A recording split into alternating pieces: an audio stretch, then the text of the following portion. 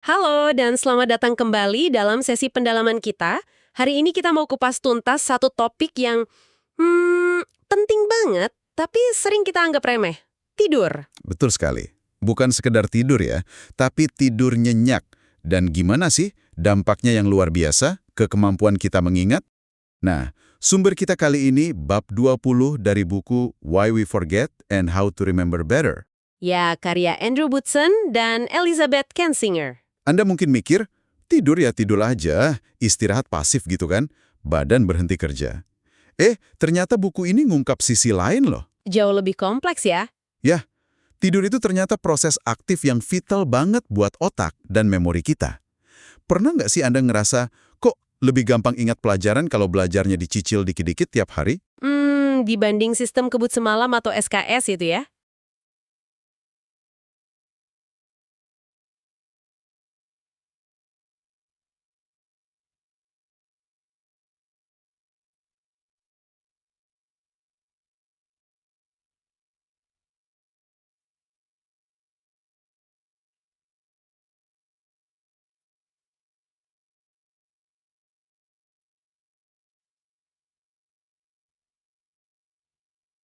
Nah, itu dia. Kita bakal gali nih, kenapa tidur jadi kunci rahasianya. Mirip cerita mahasiswa di buku ini yang belajar dua bahasa. Strateginya beda, hasilnya juga beda jauh. Selamat bergabung semua dalam diskusi ini. Topik tidur dan memori ini emang relevan banget ya. Soalnya kualitas dan juga kuantitas tidur kita itu efeknya langsung ke fungsi kognitif kita sehari-hari. Jadi bukan cuma soal ngantuk aja ya. Bukan cuma bikin ngantuk atau lemas, kurang tidur itu secara signifikan bisa menghambat kemampuan kita nyerap info baru. Bahkan buat ngakses memori yang udah ada aja bisa susah. Jadi, mari kita bedah bareng ya, sains di balik hubungan erat tidur dan ingatan ini. Oke, pertanyaan dasarnya dulu nih. Kenapa sih kita bisa ngerasa ngantuk? Kok kayak ada dorongan kuat gitu yang nggak bisa ditahan ya kadang-kadang? Apa sih sebenarnya yang terjadi di badan kita? Betul, ada dorongan kuat ya. Jadi, ada dua sistem utama nih yang kerja di balik rasa ngantuk itu. Pertama, ada yang namanya tekanan tidur atau sleep pressure. Tekanan tidur? Iya, ini kayak akumulasi utang tidur gitu.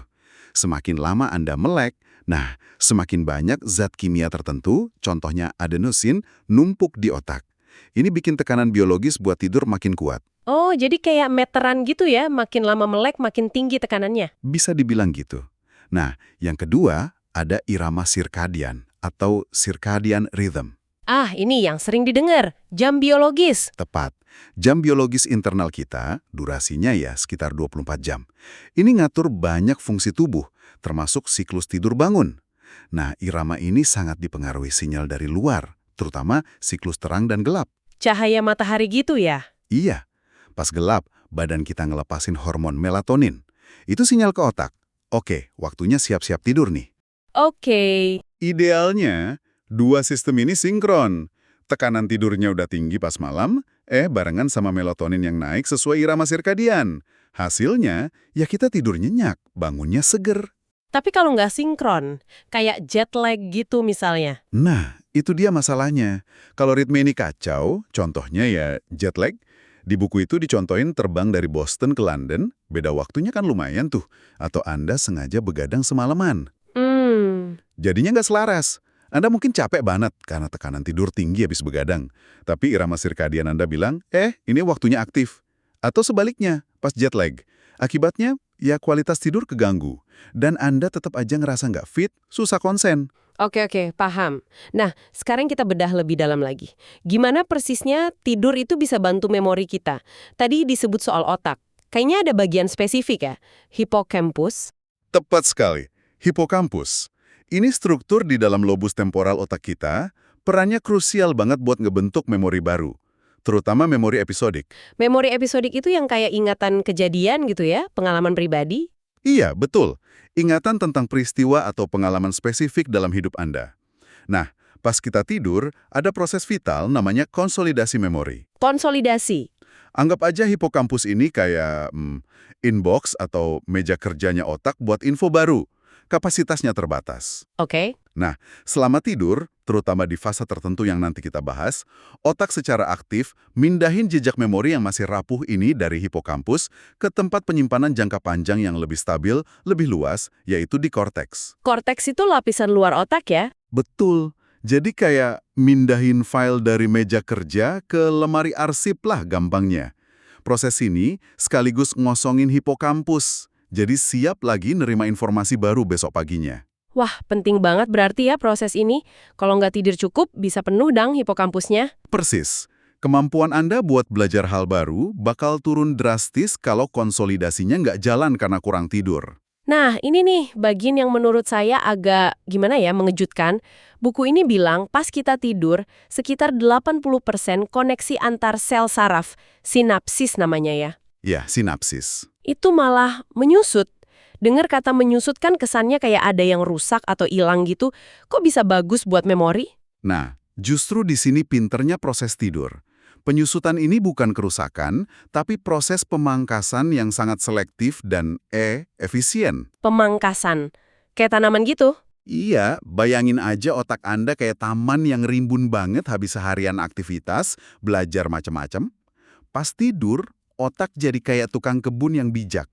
Dia pangkas tuh ranting-ranting sinapsis yang lemah, yang jarang dipakai. Oh, yang nggak penting gitu ya? Bisa jadi itu informasi trivial, detail nggak penting, atau noise aja dari hari kemarin.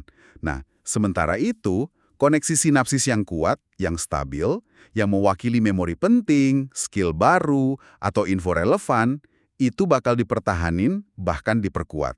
Jadi ini semacam lupa yang disengaja biar bisa ingat lebih baik gitu. Tepat, lupa yang terarah. Dengan ngebersihin koneksi yang nggak perlu, otak bisa fokusin sumber dayanya buat nguatin memori yang esensial. Proses ini jalan barengan sama pengaktifan kembali atau reactivation memori-memori penting selama tidur. Wah, keren banget mekanisme lupa untuk ingat ini. Lalu soal tidur itu sendiri kan, katanya nggak sama ya sepanjang malam, ada fase-fasenya. Ada yang namanya REM. Betul, REM atau Rapid Eye Movement. Itu pas mata kita gerak cepat di balik kelopak, terus kita sering mimpi aneh-aneh itu kan? Iya, itu salah satu cirinya.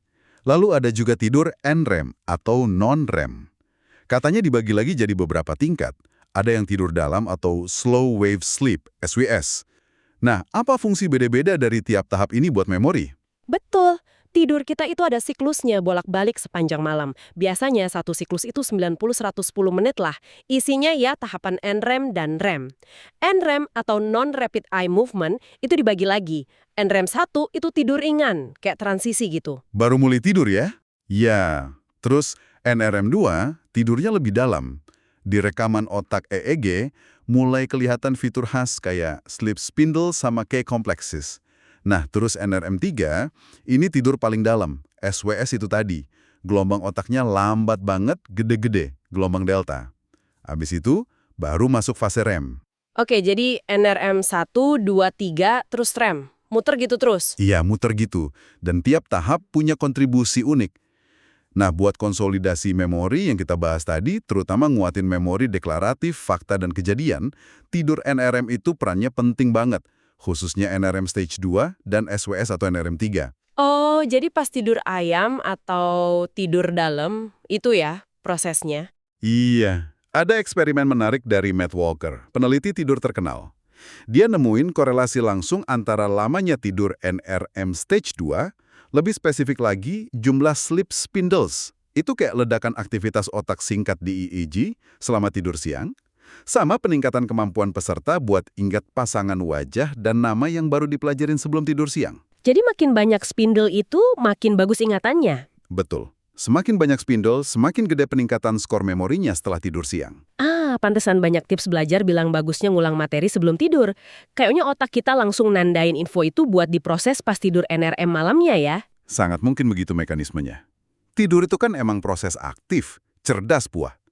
Otak nggak cuma asal konsolidasi, tapi selektif. Dia perkuat memori yang dianggap penting. Penting menurut otak ini gimana ukurannya? Atau relevan sama tujuan kita, atau nyambung sama info yang udah ada. Sebaliknya, memori yang dianggap sepele, kayak detail sarapan Anda 3 hari lalu, ya kemungkinan nggak dapat perlakuan khusus pas tidur. bakal cenderung pudar. Efisien banget ya otaknya, biar nggak kebanyakan sampah memori. Betul, biar kita nggak tenggelam dalam lautan info nggak berguna. Nah, ini bikin penasaran nih. Kalau otak bisa milih mana yang penting, bisa nggak sih kita sadar atau nggak sadar ikutan ngarahin? Mungkin kita request ke otak, tolong dong kuatin memori yang ini pas tidur. Wah, ini area riset yang lagi panas banget nih. Namanya Targeted Memory Reactivation atau TMR. Idenya yaitu nyoba mancing atau micu lagi memori tertentu pas orang lagi tidur, biasanya di fase NREM, biar konsolidasinya lebih kuat. Gimana caranya micu memori pas tidur? Salah satu studi pionernya itu dari Ken Peller. Dia ngelatih peserta buat ngaitin gambar objek sama lokasi spesifik di layar komputer. Nah, tiap pasangan gambar lokasi ini dikasih suara unik. Misalnya, gambar kucing di kiri atas, suaranya miaung. Oke, jadi ada gambar, lokasi, sama suara. Yap, terus pas pesertanya tidur di lab, pas lagi di fase NRMM, penelitinya diam-diam muterin lagi beberapa suara unik tadi. Misalnya, suara miaung, pelan banget volumenya, biar nggak bangun. Terus hasilnya gimana? Hasilnya, pas bangun, peserta dites lagi. Ternyata, mereka jauh lebih akurat nempatin lagi gambar-gambar yang suaranya diputer pas tidur ke lokasi yang bener, dibanding gambar yang suaranya nggak diputer. Padahal mereka nggak sadar sama sekali loh dengar suara itu pas tidur. Wah, keren banget. Udah banyak studi kayak gini? Buku ini nyebut udah lebih dari 90 studi neliti fenomena TMR ini. Jadi, potensinya ada, meskipun mungkin belum bisa langsung kita pakai sehari-hari ya. Luar biasa. Nah, kalau NREM tadi buat konsolidasi fakta dan kejadian, gimana sama tidur REM? Yang fase mimpi aneh itu, fungsinya apa selain bikin mimpi? Ada cerita soal Mendeleev nemu tabel periodik pas mimpi kan? Apa ada hubungannya sama kreativitas? Sangat mungkin ada hubungannya. Tidur REM kayaknya punya peran penting buat fungsi kognitif yang beda dari NREM. Salah satunya, diduga buat mengintegrasikan info baru sama jaringan pengetahuan yang udah ada di memori jangka panjang kita. Mengintegrasikan? Maksudnya gimana tuh? Selama REM, aktivitas otak kan lumayan tinggi ya, mirip pas kita melek, tapi kimia otaknya beda. Nah, kondisi ini diduga bikin otak bisa ngendorin hubungan kaku antar konsep, terus nge-explore koneksi baru yang mungkin nggak kepikiran pas kita melek dengan logika linier. Ide baru atau solusi gitu ya? Bisa jadi, memfasilitasi munculnya insight atau pencerahan, bantu mecahin masalah kompleks atau kreatif. Studi Christine Sanders yang disebut di buku juga dukung ide ini. Dia nemuin partisipan yang dikasih petunjuk suara pas tidur REM lebih jago mecahin puzzle anagram besok paginya. Selain kreativitas, ada lagi fungsi REM. Ada fungsi krusial lain yang sering kelewat, memproses emosi. Ini vital banget buat kesehatan mental kita. Memproses emosi pas tidur. Iya. Tidur REM ini bantu jinakin atau ngurangin intensitas emosi dari memori yang nyakitin, nakutin, atau traumatis. Jadi, kita tetap ingat kejadiannya, tapi nggak harus ngerasain lagi emosi negatifnya sekuat itu tiap kali ingat. Wah, penting banget ini. Ada buktinya. Ada. Studi Matt Walker pakai fMRI nunjukin setelah tidur malam cukup REM, aktivitas amigdala, pusat emosi, dan deteksi ancaman di otak jadi lebih rendah pas lihat lagi gambar-gambar yang sebelumnya bikin emosi. Kalau kurang REM, amigdalanya tetap reaktif. Studi lain dari Rick Wossing juga nekenin pentingnya tidur REM yang utuh, nggak kepotong-potong, biar terapi semalam ini efektif. Bahkan ada studi soal pasien depresi ya. Betul, dari Rosalind Cartwright. Studinya nunjukin kalau pasien depresi yang bermimpi tentang pengalaman sulit mereka, artinya otaknya lagi aktif memproses, di REM itu justru jadi pertanda bagus buat pemulihan mereka. Mirip cerita penulis bukunya ya. Iya, ini ngingetin sama cerita pribadi salah satu penulis buku ini. Dia cerita gimana ngadepin kesedihan pas putranya didiagnosis kondisi tertentu. Dia mimpi berulang kali tentang putranya bisa ngomong.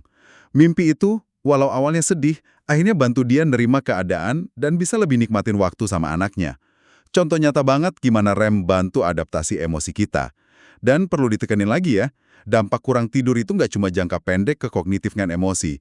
Kurang tidur kronis yang banyak dialami orang sekarang, itu risikonya jangka panjang. Serius. Risiko kesehatan fisik juga ya? Banget. Penelitian konsisten ngaitin kurang tidur kronis sama naiknya risiko obesitas, darah tinggi, diabetes tipe 2, penyakit jantung, stroke. Nah, kondisi-kondisi ini ujung-ujungnya jadi faktor risiko utama buat demensia vaskuler dan juga kontribusi ke Alzheimer. Penyebab utama gangguan memori di usia tua itu kan? Iya, jadi jaga kualitas tidur itu bukan cuma buat biar besok segar, tapi investasi krusial buat kesehatan otak jangka panjang Anda. Jelas banget pesennya. Lupakan deh mitos begadang buat belajar atau kerja itu keren atau efektif. Justru kebalikannya ya. Iya, Anda bakal susah fokus besoknya. Dan yang lebih penting, Anda kelewatan proses vital konsolidasi memori sama proses emosi yang optimalnya cuma pas tidur nyenyak. Kinerja malah turun. Ironis ya. Nah, gimana soal alkohol buat bantu tidur? Kan banyak yang bilang minum dikit sebelum tidur biar cepet ngantuk. Wah, itu ide yang buruk banget kalau tujuannya tidur berkualitas dan jaga memori. Alkohol emang ada efek sedatif awal, bikin cepat ngantuk. Nah, itu dia. Tapi efeknya ke arsitektur tidur itu ngerusak banget. Alkohol neken fase tidur REM secara signifikan. Padahal kita udah tahu REM penting buat memori dan emosi. Alkohol juga bikin tidur jadi kepotong-potong, jadi sering kebangun di paruh kedua malam. Jadi kualitasnya jelek banget ya. Jelek banget. Jadi meskipun mungkin tidurnya cepat, kualitasnya anjlok, proses penting pas tidur keganggu. Belum lagi efek negatif alkohol langsung ke memori pas kita lagi melek. Oke, alkohol jelas nggak bagus. Terus gimana sama pil tidur? Kan banyak tuh yang pakai. Nah, pil tidur ini juga perlu hati-hati banget, terutama soal dampaknya ke memori. Menurut bab 20 buku ini, cuma ada 2 jenis bantuan tidur yang umumnya dianggap relatif aman dan nggak ganggu proses memori alami secara signifikan. Apa aja tuh? Pertama, itu melatonin. Ini kan hormon alami tubuh kita buat ngatur siklus tidur bangun. Suplemen melatonin bisa bantu buat kondisi spesifik kayak jet lag atau gangguan irama sirkadian, tapi tetap bagusnya konsul dokter dulu, apalagi kalau lagi minum obat lain. Oke, melatonin. Yang kedua? Kedua yang disebut relatif aman itu acetaminophen atau paracetamol. Loh, paracetamol? Obat demam itu? Iya, emang lebih dikenal buat nyeri dan demam, tapi beberapa orang pakai buat bantu tidur, karena efek sampingnya ringan. Walaupun mekanismenya belum jelas dan bukan indikasi utamanya ya. Terus obat tidur resep gimana? Yang kayak Valium atau sejenisnya itu? Nah, sebagian besar obat tidur resep, kayak golongan benzodiazepin, contohnya ya diazepam, alprazolam, atau yang sering disebut Z-drugs, zolpidem, zopiklon, itu sangat tidak direkomendasikan kalau prioritas Anda optimalin memori. Kenapa nggak direkomendasiin? Rekomendasi dari lembaga kayak American College of Physicians saja, nyaranin hindari obat ini buat pilihan pertama insomnia kronis. Efeknya buat bikin cepat tidur itu seringkali nggak sehebat yang dikira. Rata-rata cuma 22 menit lebih cepat dari placebo. Cuma segitu. Iya, tapi dampak negatifnya ke arsitektur tidur, neken SWS dan REM, gangguan konsolidasi memori besoknya, potensi ketergantungan, efek hangover, bahkan ada studi yang ngaitin sama resiko demensia jangka panjang.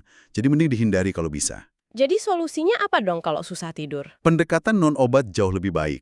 Perbaiki kebiasaan tidur atau sleep hygiene, teknik relaksasi, atau terapi perilaku kognitif buat insomnia, CBTI. Itu lebih aman jangka panjang. Oke, balik lagi ke contoh mahasiswa tadi yuk, yang belajar bahasa Arab dicicil sama Jerman SKS. Setelah beberapa waktu, mana yang kira-kira lebih nempel di otaknya? Udah jelas banget sekarang ya, pasti bahasa Arab. Alasannya, ya karena peran tidur tadi. Karena dicicil dan ada jeda tidur tiap malam ya? Tepat. Strategi belajar Arab yang terdistribusi itu ngasih kesempatan emas buat otaknya, buat hipokampusnya, buat proses dan konsolidasi materi dikit-dikit tiap malam. Tidur jadi kayak tombol save ke memori jangka panjang di korteks. Diulang-ulang belajar sama tidurnya, jadi kuat deh memorinya. Sementara yang Jerman SKS itu? Nah, yang cramming Jerman itu kayak ngebanjirin hipokampus info dalam waktu singkat. Nggak dikasih jeda tidur cukup buat konsolidasi efektif. Mungkin ujian jangka pendek lulus. Tapi karena nggak kesimpen bener di jangka panjang, ya cepet hilang ilmunya. Prinsipnya jadi study, sleep, repeat gitu ya? Persis. Belajar, tidur buat nguatin, terus ulangi lagi. Itu fundamental kanat. Nah, setelah paham semua ini, pentingnya tidur, mekanismenya, pertanyaannya kan, terus gimana nih kita prakteknya sehari-hari? Apa artinya ini buat kita? Ini di bagian yang ditunggu-tunggu pasti. Buku ini ngasih rangkuman tips. Betul. Ada banyak rekomendasi praktis. Mungkin kita fokus ke beberapa yang paling dasar dan dampaknya gede ya. Boleh, apa aja tuh? 2 hal yang jadi fondasi utama itu seringnya konsistensi sama durasi. Konsistensi jadwal tidur ya? Iya. Usahain sebisa mungkin tidur dan bangun di jam yang relatif sama tiap hari. Termasuk weekend. Ini kayak ngelatih jam biologis kita biar stabil. Kedua, pastiin dapat durasi tidur cukup. Cukupnya itu berapa jam sih? Kebutuhan orang bisa beda dikit, tapi mayoritas orang dewasa itu butuh antara 7 sampai 9 jam tidur berkualitas tiap malam. Terus gimana kita tahu udah cukup apa belum? Kadang ngerasa oke aja walau tidur cuma 6 jam misalnya. Indikator gampangnya gini. Anda sering bisa bangun sendiri nggak beberapa menit sebelum alarm bunyi? Terus, pas pagi sampai siang, ngerasa cukup seger nggak tanpa harus ngopi atau minum kafein? Oke. Kalau jawabannya enggak, Kalau jawabannya nggak buat dua-duanya, kemungkinan besar Anda masih kurang tidur. Meskipun mungkin udah biasa aja rasanya. Coba deh tambah waktu tidurnya dikit-dikit, mungkin 15-30 menit lebih awal tidurnya. Oke, konsistensi dan durasi. Apalagi yang penting? Lingkungan tidur mungkin? Banyak yang suka main HP di kasur kan? Tepat sekali. Lingkungan tidur ngaruh banget. Bikin kamar tidur gelap total, sejuk, suhu idealnya sekitar 18-20 derajat Celcius sama tenang. Jauhin sumber cahaya, suara. Nah, soal HP dan gadget lain.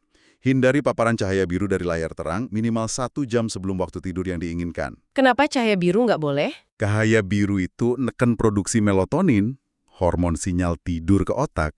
Jadi, otaknya mikir masih siang. Mending ganti aktivitas relaksasi.